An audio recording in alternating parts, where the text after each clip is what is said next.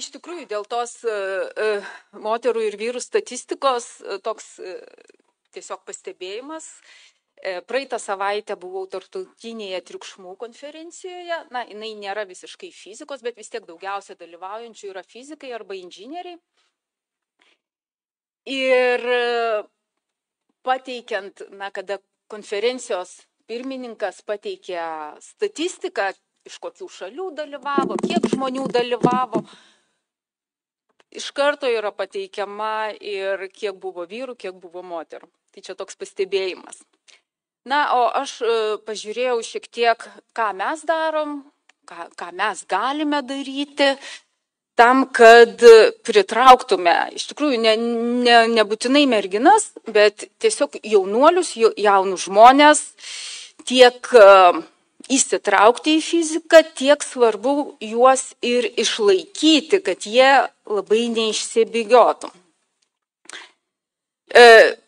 Tai labai toli neinant, galim pažiūrėti, ką rašo Vilniaus universiteto strateginis planas. Taip, vienas iš punktų yra auganti įtaka visuomeniai ir valstybei ir tai yra apie tai, kad mes turime pritraukti savo studentus, ar ne, iš mokyklos. Dabar išklausėme keletą pranešimų apie gabių vaikų ugdymą, apie papildomą gabių vaikų ugdymą. Apie tų gabių vaikų, kurie jau yra pastebėti, kažkas juos pastebėjo, kažkaip tai arba jie patys labai susidomėjo ir pateko į tas papildomo ugdymo mokyklas. Tačiau tų gabių, ypatingai gabių vaikų tikrai nėra daug ir kaip taip pat buvo pasakyta, kad dauguma vis tik jų nepasirenka turbūt Lietuvos mokyklų, o patys gabiausiai važiuoja ten, kur geriau. Tai yra viskas labai puiku, bet mums studentų taip pat reikia. Ir kągi daro Vilniaus universitetas, ar ne, būna vienokių, kitokių tų priemonių, bet visų pirma, tai yra keletas vizitų į mokyklas, mes sulaukiam keletos moksleivių ekskursijų. Per metus klausimas, kiek moksleivių taip mes pasiekėme. Tai turbūt vizitų į mokyklas būna ant vienos rankos pirštų, ekskursijų ant kitos rankos pirštų galime suskaičiuoti. Mokymo įstaigų Lietuvoje turbūt yra apie 400. Tai nežinau, kiek mes iš tikrųjų žmonių, kiek vaikų ir jų tėvų taip pasiekėme. Kas dar vyksta pas mus? Jungtinės tautos paskelbė tokią specialią minėtiną dieną, vasario 11, tai yra moterų ir mergaičių mokslė diena. Tai yra dar viena proga, kada mes galime kažką tai paorganizuoti, pareklamuoti, tiesiog proga pasireklamuoti ir pritraukti moksleivius. Tai 22 metais, pavyzdžiui, buvo suorganizuotas toks renginys moksleiviams. Čia dar buvo, sakykime, ta po karantininė įtaka, renginys buvo nuotolinis. Iniciatoriai buvo asociacija Basnet forumas, taip pat Lietuvos fizikų draugija prisidėjo, ir daugiau tenais buvo tų bendra organizatorių. Ir čia per kelias valandas, kelių valandų renginys sudalyvavo daugiau ar mažiau vaikų, moksleivių iš 25 Lietuvos mokyklų. Ir 22 metais, kai šitą renginį organizavome, tai iš tikrųjų, daug kas pirmą kartą girdėjo apie tokią minėtiną dieną. Šiemet,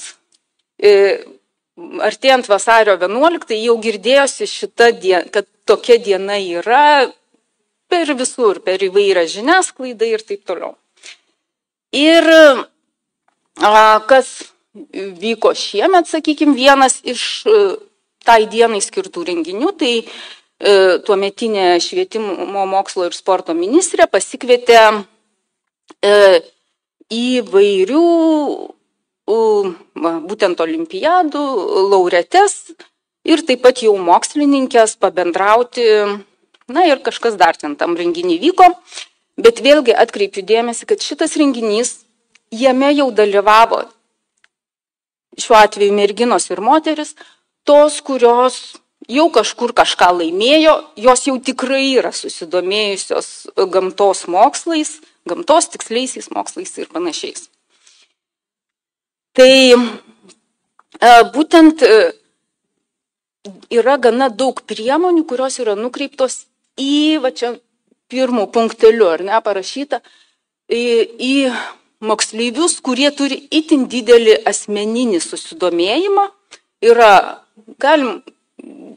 galimai gabus šitiems mokslams ir iš tikrųjų apie jų ten kažkokias pastangas įtraukti ir panašiai, jau nieko nereikia su tuo daryti. Jie tikrai jau tuo domisi, jau ten viskas su jais aišku ir niekur jų nebereikia įtraukinėti. Na, pasižiūrėjus šiek tiek literatūrą, kaip tų žmonių, kurie tyrinėja visokius žmonių pasirinkimus, kodėl jaunuoliai renkasi tiksliuosius mokslus. Tai jeigu tuos ypatingai gabius ir ypatingai susidomėjusius jau pasidedam į vietą, tai kiti renkasi. Pirmoji vietoj yra geros karjeros galimybės. Antroji vietoj yra įkvepiantis mokytojas. Mokytojas yra vienas iš svarbiausių punktų. Tai ir kaip jau moksleivis susiduria su tuo pirmu mokytoju, ar tai būtų fizikos, ar ten kitų gamtos mokslų, tai yra labai svarbi patirtis. Na ir trečioji vietoje yra neformalusis ugdymas, tą ką gauna papildomai. Taip pat galima išskirti tas priežastis, kodėl nesirenka tų mokslų. Tai vėlgi pirma priežastis yra prasta patirtis mokykloje. Kažkas ten jau įvyko ne taip, tai jau viskas, tada žmogus užsiblokuoja, sako, aš čia tam visiškai netinkamas ir atstokit nuo manęs. Na ir abiejuose stulpeliuose paskutiniai vietoje yra šeimos ir draugų įtaka. Tai iš tikrųjų organizuojant tą pritraukimą reiktų nepamiršti šeimos. Nes vis tiek tai yra jauni žmonės, kurie dar ne viską kartais sprendžia patys. Na ir apibendrinant šituos punktelius galima būtų būtent išskirti, kokios priemonės galėtų būti paveikios, tai yra pirmi du punktai susiję su mokykla. Mokytojai ir kažkokia priemonių bazė. Ar ne? Apie tokį, ką mes, ar ne, kaip čia mokslininkai jau dirbantis fizikos srityje galime padaryti, tai vis tik daug didesnis efektas būtų ilgalaikis bendravimas su moksleiviais, negu ten vienkartinis nuvažiavimas, ypač kai mes kalbam apie nuvažiuojam ir susitinkam su 12-okais, kurie jau viską nusprendė. Jie jau pasirinko dalykus, kuriuos mokysis, jie jau pasirinko egzaminus, kuriuos laikys. Nu ką jie ten labai gali pakeisti? Nelabai daug ką. Na, o kas tas ilgalaikis bendravimas, tai pavyzdžiui galėtų būti kokie nors projektai, kur vienai klasiai, kokius 4 kartus per mokslo metus, jie atvyksta mokslininkai, ar ne, ir kažką jiem pasakoja, galbūt jie kažkokį daro projektą, ir tai yra per visus mokslo metus išsidėsčiusi veikla. Na ir taip pat tam pritraukimui, įkvėpimui yra labai svarbus teigiamas, sėkmingas pavyzdys iš saviškių. Ką tai reiškia iš saviškių? Iš tokių pačių žmonių aplinkos, kokiu jaučiasi tas moksleivis. Nes, čia turbūt svarbiausia būtų, ką mes galime galvoti ar apgalvoti, kokia yra mūsų komunikacija. Ir kai mes atsistojame prieš moksleivius ir sakome, žinote, ten mano dėdukas buvo fizikas, mano tėtukas buvo fizikas ir aš apskritai užaugau laboratorijoje po stalu, o sėdi moksleivis ir galvoja, klausykit, mano tėtukas mechanikas, mama pardavėja. Čia tikrai ne man. Viskas, aš pasitraukiu iš šono. Tai va, šitoj komunikacijai reikėtų apgalvoti, kaip mes kalbame. Tai tiek apie moksleivius. Aš taip pat pažiūrėjau, gerai, moksleiviai, mes, jeigu mums pavyko, mes pritraukėme, jie tapo studentais, ar ne? Tai kaip dabar tuos studentus išlaikyti ir išlaikyti juose susidomėjimą? Tai aš vėl grįžtu prie strateginio plano Vilniaus universiteto. Na, yra punktas apie įsitraukusius studentus. Iš tikrųjų, visoje šitoj grandiniai, man atrodo, bent jau žiūrint aplinkui save, kad studentų situacija galbūt ir yra geriausia. Nes iš tikrųjų, jeigu mes imam Vilniaus universiteto fizikos fakultetą, tai mūsų studentai, jie yra įtraukiami į mokslinių laboratorijų veiklą maksimaliai, kiek, man atrodo, tai yra įmanoma. Ir taip pat, kai mes matome, kaip vyksta studentų konferencija Open Readings, ar ne, kiekvienais metais, kiek būna, kokie kiekiai pranešimų. Tai studentai tikrai yra įtraukiami. Taip pat yra ne viena ir ne dvi specialios stipendijos skiriamos studentams, ar ne, jiems yra dėl ko stengtis, jiems yra kaip patirti tą sėkmę.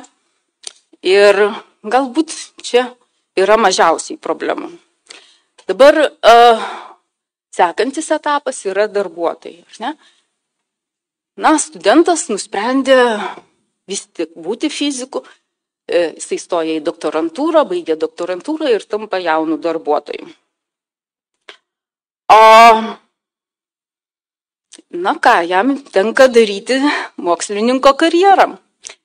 Tai manau, kad yra labai svarbus tam išplėstiniam šito punkto aprašyme žodžiai apie gerą savijautą. Tai tiek studentai, tiek jaunieji darbuotojai, tiek vyresnieji darbuotojai, manau, yra labai svarbu, kad dirbdami būtent šitą mokslininko darbą, jie jaustųsi gerai šitą mokslą.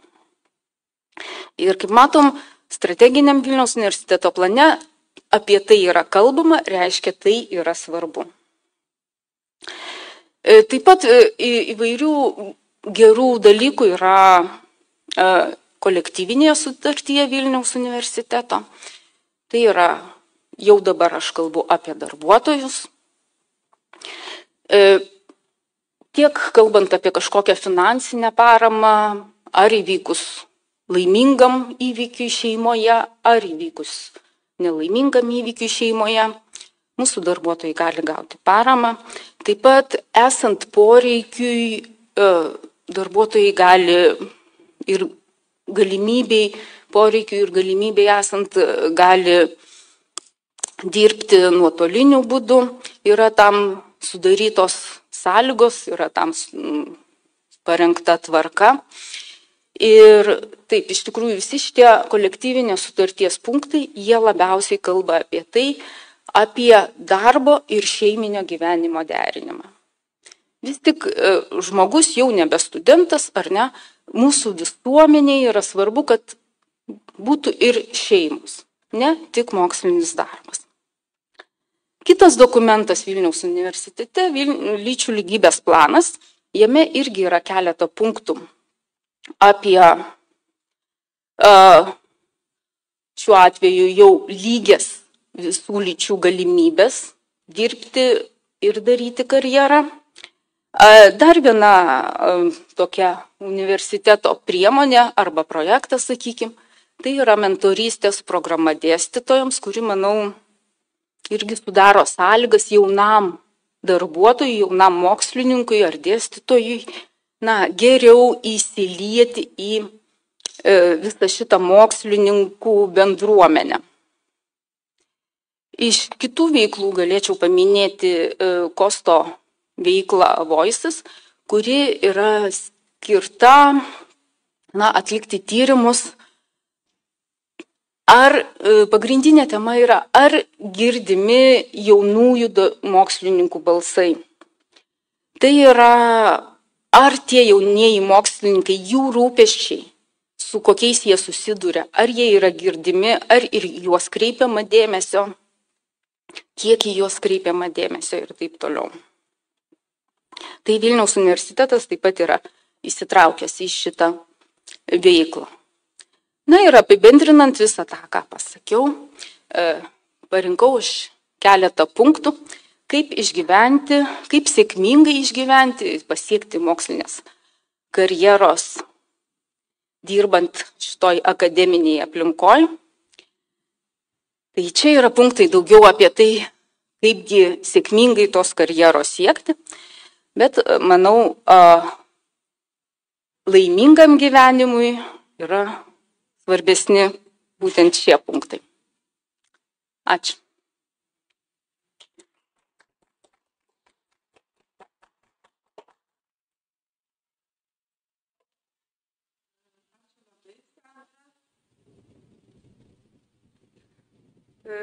Linkime sėkmės ir toliau sekant situaciją pasaulyje, dalinantis patirtim su mumis. Iš tikrųjų, apie lyčių lygybę dirbant įvairiuose tarptautinėse organizacijose man tenka kiekvienam žingsnį praktiškai sutikti, išgirsti. Reikia, kad ir merginos, moterys mylėtų fiziką, ne tik vyrai. Tai šitą tematiką, manau, turėtų labiau skambėti ir Lietuvoje. Tai čia buvo suteikta jums ir fizikų draugijos platforma ir linkim sėkmės ir čia jums už gerą pranešimą.